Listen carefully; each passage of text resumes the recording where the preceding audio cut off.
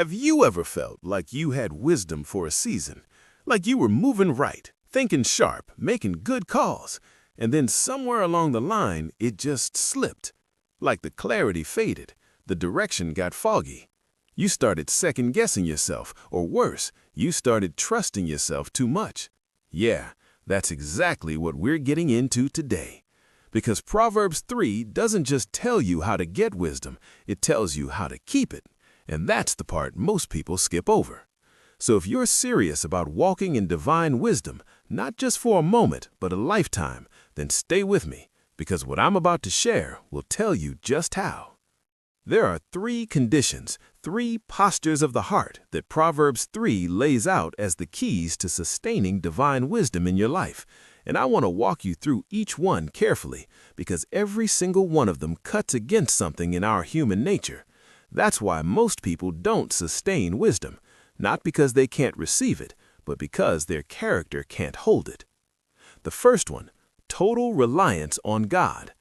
Now, I need you to hear me clearly here, because I know who might be watching this. You might be a decorated scholar. You might be a C-suite executive, top of your field, top of your class. You've got the resume, you've got the accolades, you've got receipts for your achievements. And I'm not here to downplay any of that. God blessed you with that capacity, and you ought to be grateful for it. But here's the thing. Those very accomplishments, if you're not careful, will ego you right out of divine wisdom. You see, the more you achieve by your own intellect, the easier it becomes to start leaning on that intellect instead of leaning on God.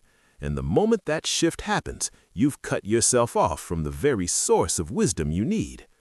Paul put it plainly in 1 Corinthians 1:25, "The foolishness of God is wiser than men, and the weakness of God is stronger than men."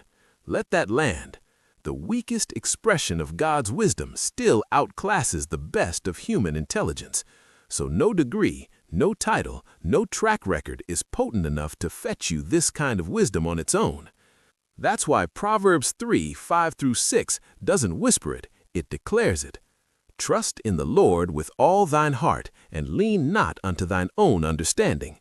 In all thy ways acknowledge him, and he shall direct thy paths. Notice, wisdom is directive in nature. It guides your steps, it orders your decisions, it straightens your course. But the pathway to that direction is total reliance on God. Not partial, total, in all your ways. That means in the boardroom and in the bedroom, in your ministry and in your money. When it's clear and when it's confusing, acknowledge him and he'll direct you. That's the first key. The second key stings a little more though, and that is be correction ready. Proverbs 3:11 and 12 says, "My son, despise not the chastening of the Lord, neither be weary of his correction. For whom the Lord loveth, correcteth he, even as a father the son in whom he delighteth."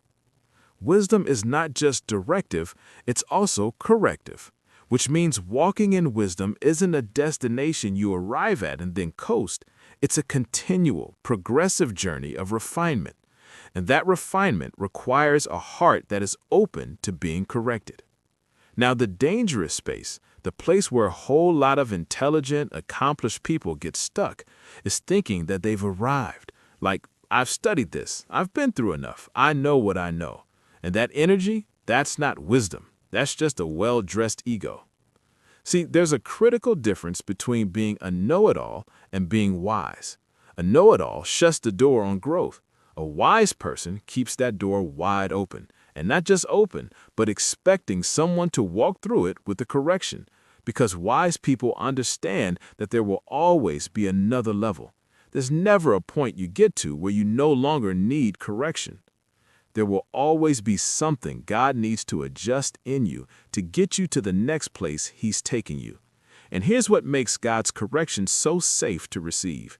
It comes from love. The text says he corrects even as a father the son in whom he delighteth. This isn't a punitive God waiting to expose you. This is a father who loves you too much to leave you in error. So when the correction comes, through scripture, through circumstances, through a trusted voice in your life, don't let your pride fold your arms. Receive it. Lean into it. Let God school you. He's been doing this a whole lot longer than you have. Now, this third key, this one right here, is one I need you to receive with some seriousness, because we live in a generation that has blurred this line almost beyond recognition. The third key is stay refrained from wickedness. Proverbs 3:29 says, "Devise not evil against thy neighbor, seeing he dwelleth securely by thee." A significant portion of what the world calls wisdom today is really just dressed-up manipulation. It's the strategic exploitation of people's weaknesses and vulnerabilities for personal gain, for advancement, for leverage.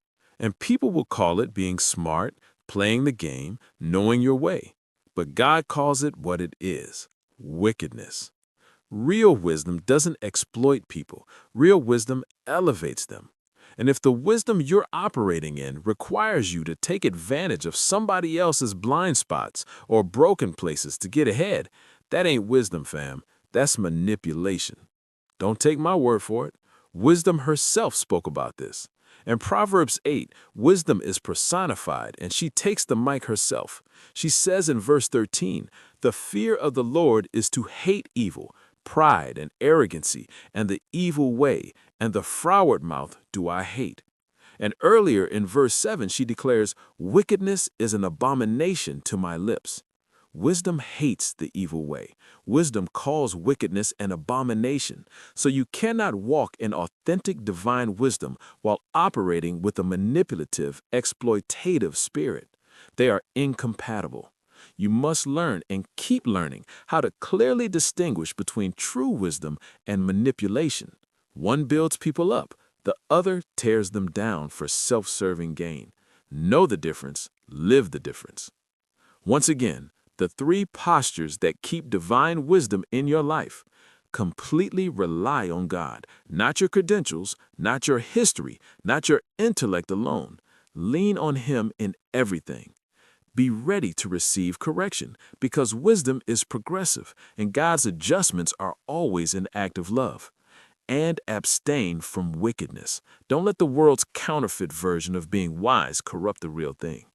These aren't just theological ideas. These are practical postures that determine whether wisdom stays with you or leaves you. And I believe that's something every one of us needs to be reminded of regularly. Now, I want to hear from you. Which of these three hit you the hardest? Drop it in the comments below. And if this speaks to somebody you know, share it with them. Don't let it stop with you. Till next time, fam. God bless you.